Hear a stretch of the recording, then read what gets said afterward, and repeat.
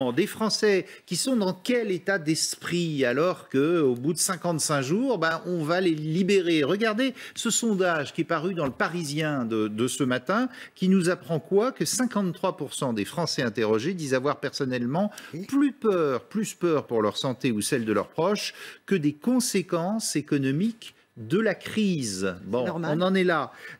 Bonsoir, docteur Velina Negovanska. Vous êtes docteur en psychologie, traitement des phobies et gestion de l'anxiété. Comment vous l'appréhendez, vous, ce déconfinement, quand des gens sont restés chez eux au maximum pendant 55 jours et tout d'un coup on leur dit bah, vous pouvez sortir? Alors exactement, les choses ont commencé avant le déconfinement en fait, donc tous les troubles anxieux et dépressifs sont déjà installés et c'est vrai que plus on a des personnes fragiles, des psychotraumatismes ou des choses qui ont été vécues avant le confinement déjà, ben ça va réveiller des fragilités et ça va faire en sorte de faire exploser les choses. Donc il y a déjà le confinement qui a été très brutal, on n'a pas eu le temps de se préparer, ça a duré quand même longtemps. Donc on a des études qui montrent aussi que quand la durée de confinement dépasse plus de 10 jours, en fait, on augmente énormément les troubles dépressifs et anxieux. Donc là, les Français sont obligés de se réadapter, en fait, en quelque sorte, pour déconfiner. Mais ça va aussi nécessiter beaucoup d'efforts. Ça va pas être simple. Et en fait, il y a une explosion aussi de tous les troubles phobiques aussi, de comment on va reprendre le métro, et ça on l'entend souvent à la télé, hein.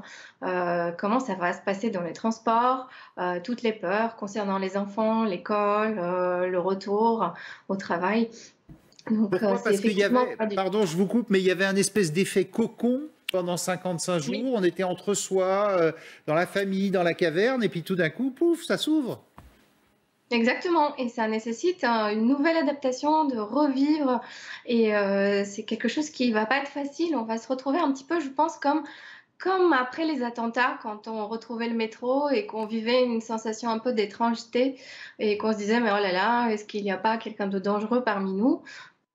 Donc on va être face à ça, et donc vraiment je pense que c'est important de pouvoir relativiser, ne pas rester que sur les scénarios catastrophes aussi, hein, parce que c'est l'esprit humain, il a tendance toujours à anticiper le pire, mais voilà, rester aussi sur les informations positives comme on disait tout à l'heure. Et je Il y voulais vous faire écouter, a eu des on gens vous a qui perdu apparemment, oui, Boris effectivement, Cyrulnik, vous le connaissez bien, il est neuropsychiatre, et lui dit attention, il ne faut pas non plus, parce qu'on n'a pas travaillé pendant 55 jours, qu'on tombe dans la dépression, notamment pour les plus jeunes. Si la société fait chômer ses membres, il y aura un nombre très important de dépressions, de troubles du développement pour les jeunes, parce qu'il n'y a rien de plus fatigant que de ne rien faire. Et qu'il faut absolument qu'on ait un projet d'existence. Et dans ce cas-là, on peut se coordonner, et souvent on le fait extrêmement bien, comme on l'a fait pour le confinement. Mais à l'inverse, si on installe une société de la chronicité, c'est-à-dire sans travail et sans projet, alors là, il y aura énormément de troubles du développement chez les jeunes,